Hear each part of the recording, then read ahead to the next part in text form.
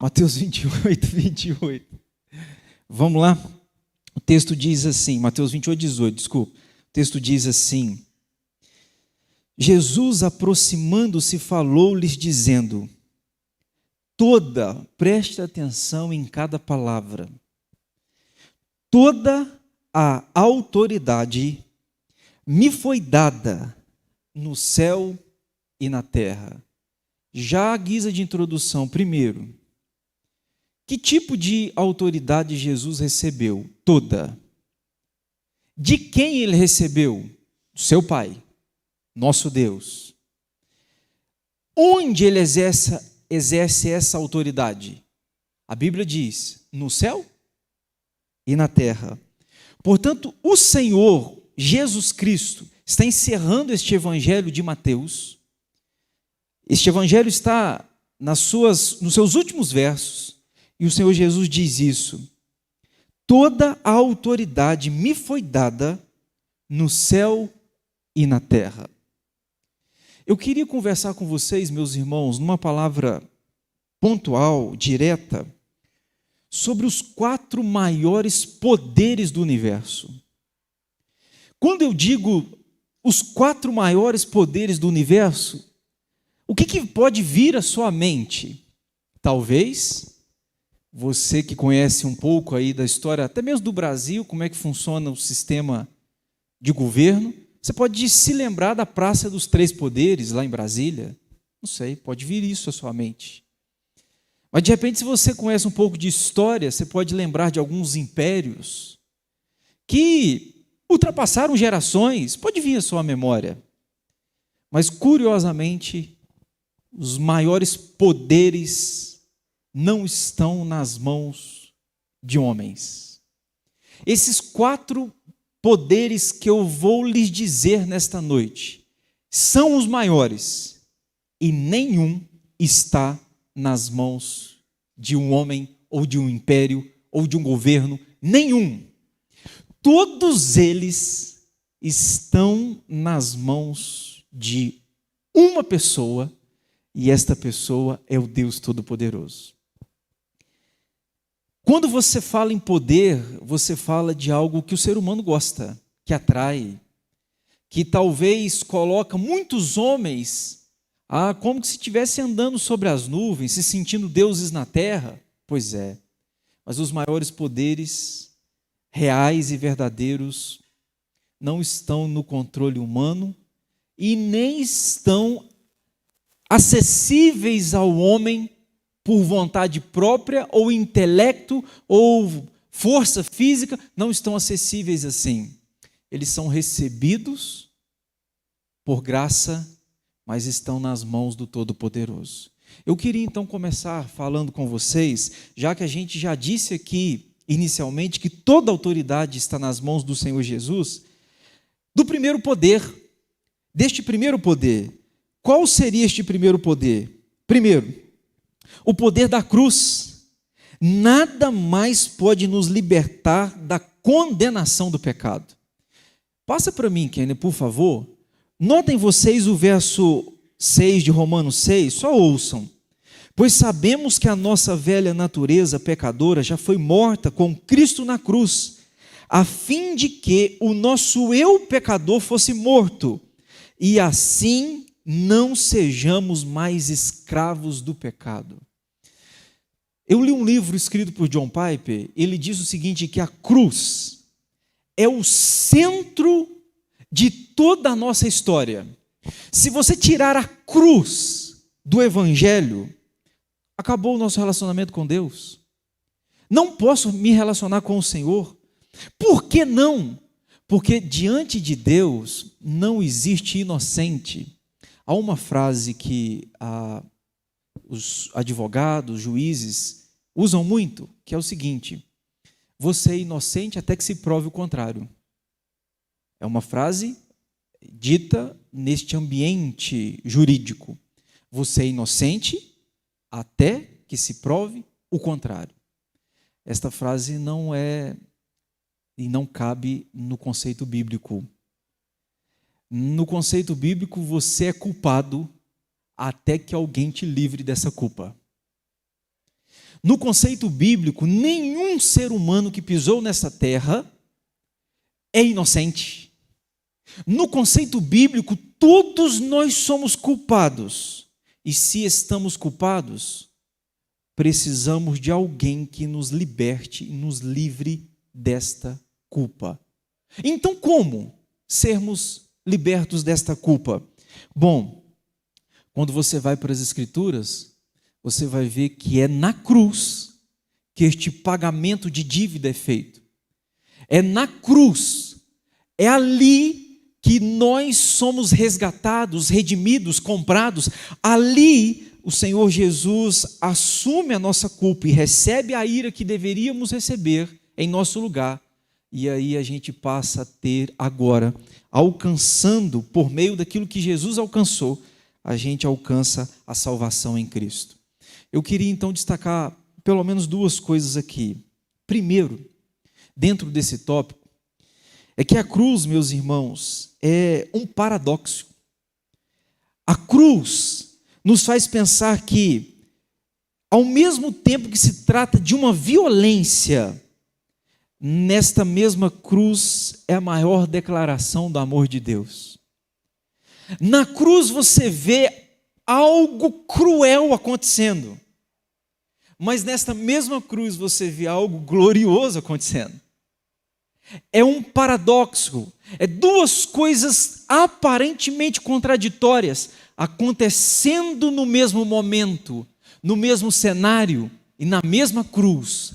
Ali o Senhor Jesus recebe a ira de Deus, mas nós recebemos o seu amor, a sua graça. Neste mesmo cenário, dois ambientes aparentemente contraditórios acontecem simultaneamente.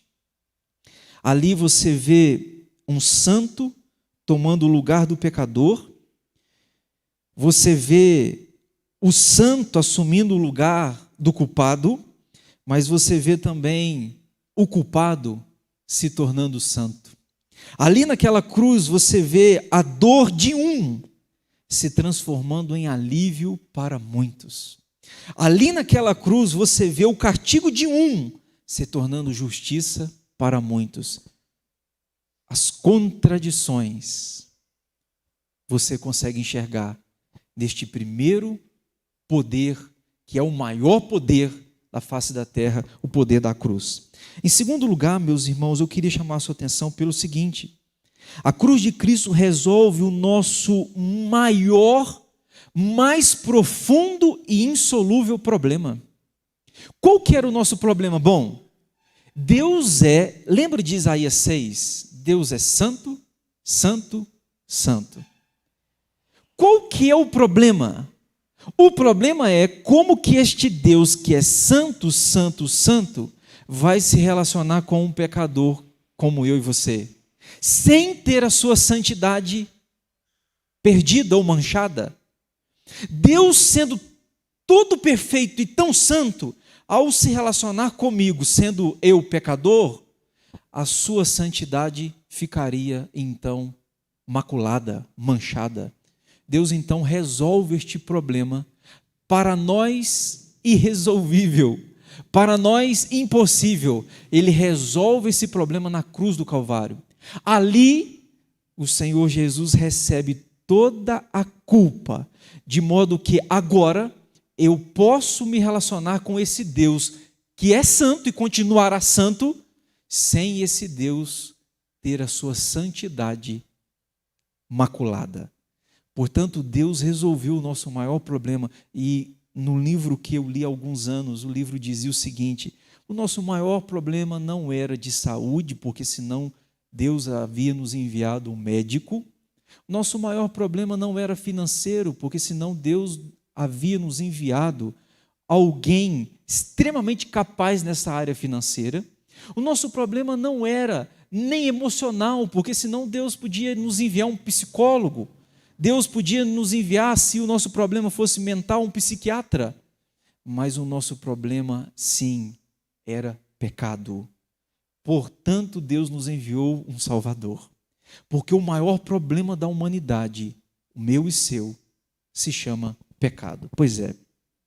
Portanto, meus irmãos, por isso que Romanos 5,12 vai dizer que assim como por um homem entrou o pecado no mundo, e pelo pecado a morte, assim também a morte passou a todos os homens, porque todos pecaram. Eu gosto muito de João 3,36. Esse verso eu apresentava o programa na rádio lá em Carangola, Andando com Cristo. E toda hora que o programa começava, alguns de vocês já devem ter acompanhado, esse programa ainda acontece. O programa começa citando este versículo, uma vinheta, João 3,36, que diz: quem crê no Filho tem a vida eterna. E o que é interessante nesse verso é o seguinte: o que todavia se mantém rebelde contra o Filho não verá a vida eterna, mas sobre ele permanece a ira de Deus. Perceba a palavra, sobre ele permanece a ira de Deus. Isto é, aquele que não está em Cristo, Deus não vai se irar, Deus já está irado. A única maneira de eu me livrar desta ira é pela cruz do Calvário. Eu preciso de estar debaixo desta cruz, que é aparentemente contraditória. Ali vemos uma morte terrível e cruel, mas também vemos a nossa vida, a nossa esperança, brotando e existindo ali. Mas, irmãos, eu queria destacar com vocês aqui, em segundo lugar, o segundo maior poder, que é consequência e decorrência deste, que é o poder da ressurreição. Nada mais pode me dar esperança da vida eterna. Paulo vai escrever aos Coríntios, ele diz o seguinte, que se Cristo não ressuscitou, você lembra disso? 1 Coríntios 15, se Cristo não ressuscitou, é vã a nossa fé. Mas se ele ressuscitou, diz Paulo, mas se ele ressuscitou e ressuscitou, a nossa fé é viva, nós temos uma viva e eterna esperança. O texto de 1 Pedro, verso 3 do capítulo 1, a Bíblia diz: bendito Deus e Pai de nosso Senhor Jesus Cristo, que segundo a sua muita misericórdia nos regenerou para uma viva esperança, mediante a ressurreição de Jesus Cristo dentre os mortos. Irmãos, este poder não está nas mãos de homens, este poder está nas mãos do nosso Deus. Você pode ser o homem mais poderoso dessa terra, mas se você não estiver debaixo daquele que ressuscitou, venceu a morte, você tem, sem dúvida, terá que se encontrar com esse Deus para experimentar aquilo que o Senhor Jesus experimentou. O que eu fico perplexo falando de ira de Deus na Bíblia, que o único momento que Jesus falou, Deus meu, por que me desamparaste? Não foi na hora que ele estava recebendo as chicotadas, não foi na hora que ele estava carregando a cruz. Isso tudo muito cruel, mas isso não é nada comparado ao abandono de Deus e a ira de Deus sendo derramada sobre ele. Quando ele sente o abandono de Deus e a ira de Deus sobre ele, diz a Bíblia que ele diz: Deus meu, por que me desamparaste? Porque nada é tão terrível do que a ira de Deus sobre o ser humano. Pois é.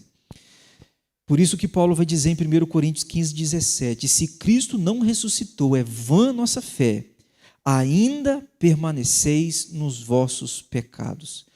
Portanto, meus irmãos, nós estamos falando dos 4 maiores poderes, e este é o segundo, e ele também não está nas mãos de nenhum homem. Ainda bem, porque você já imaginou se estivesse na mão de um homem? Ainda bem que não. Pois é. Eu queria destacar com vocês o terceiro poder, que também não está na mão de nenhum homem. É o poder do Evangelho.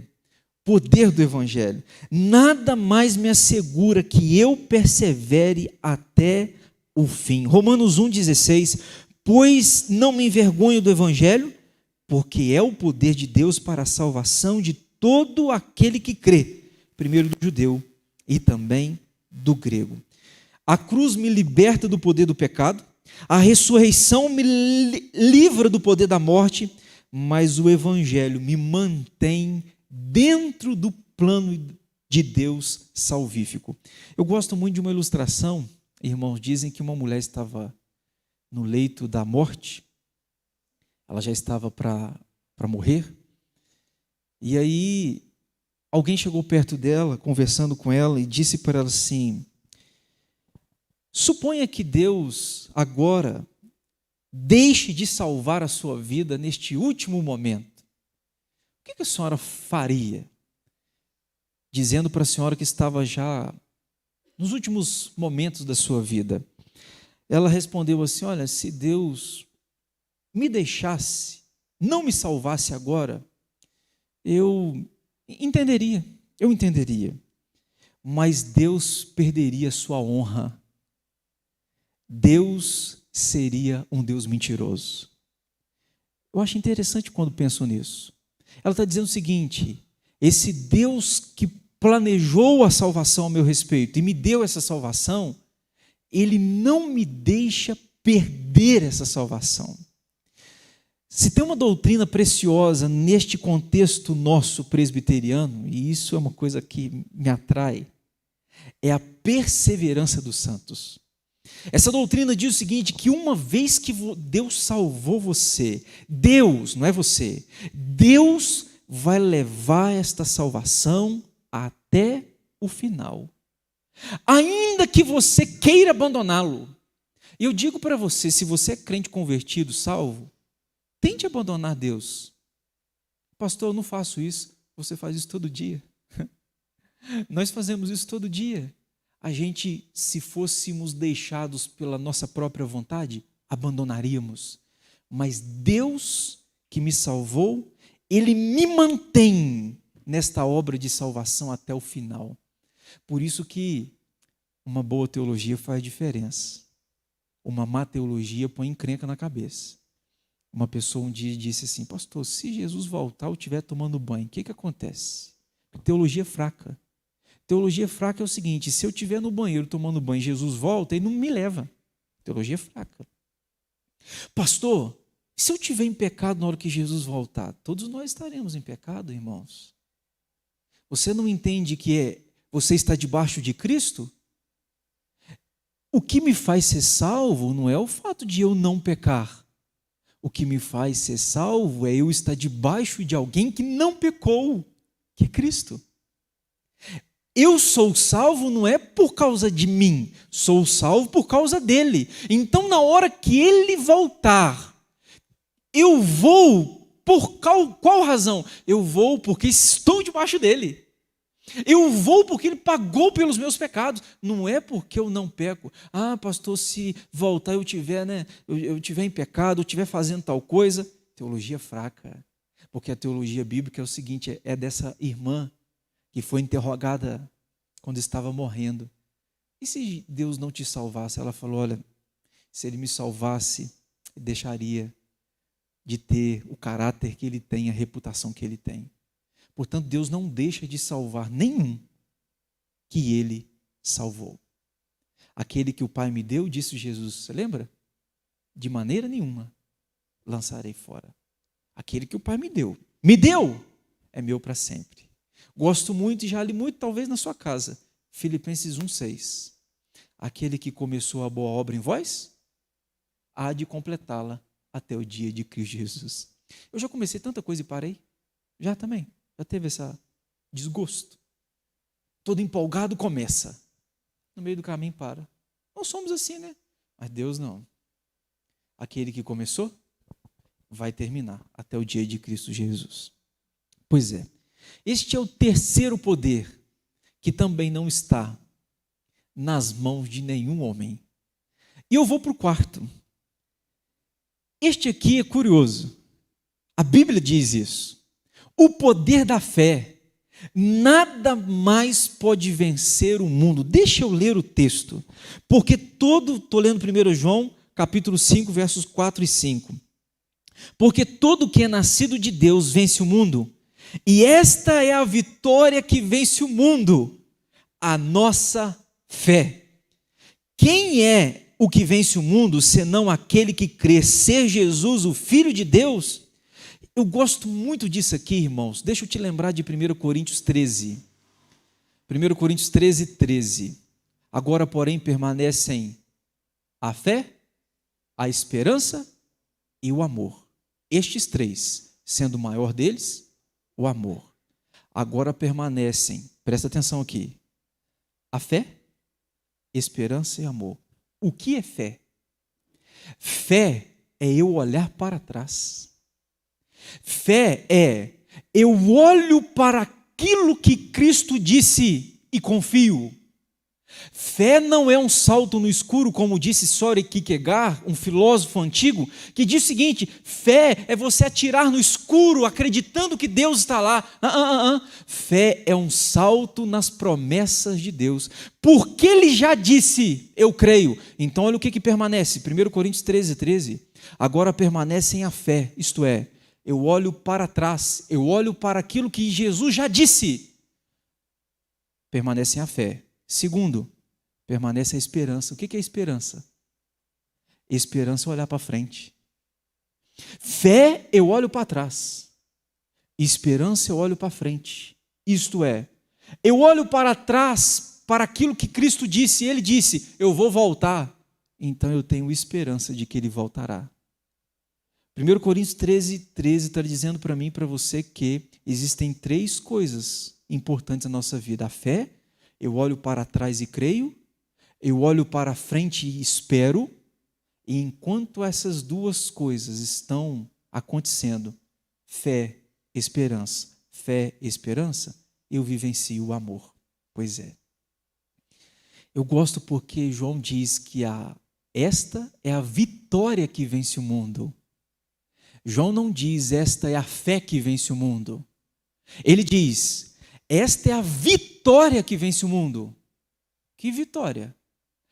A vitória de Cristo, que eu creio nela para viver neste mundo hostil e este mundo anti-Deus, anticristão.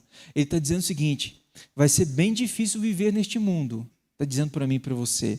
Vai ser complicado, o mundo vai ser anti-Deus, o mundo vai aplaudir coisas que são para Deus dignas de repúdio, para o mundo é digno de aplauso. Para Deus é digno de abandono, para o mundo é digno de acolhimento. Pois é. Aí a Bíblia está dizendo, olha, a vitória que vence este mundo hostil é a vitória de Cristo. Portanto, irmãos, fé é olhar para trás, esperança é olhar para frente. E enquanto vivo estas duas realidades, eu vivencio o amor. Pois é.